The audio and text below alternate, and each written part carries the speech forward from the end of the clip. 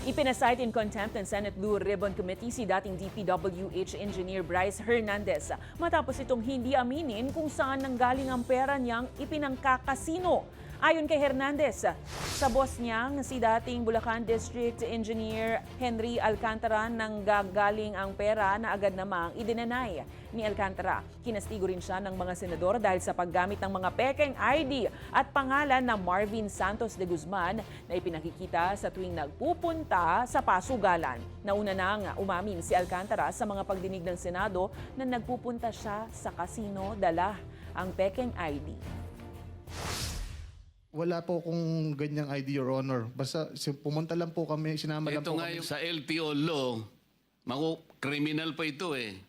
Hawak namin yung certification ng Okada, ang registered name mo ron, membership mo, Marvin Santos de Guzman. Kaya kapag hindi ka nagsabi ng totoo ngayon, ikaw ang kauna-unahang masasight in contempt.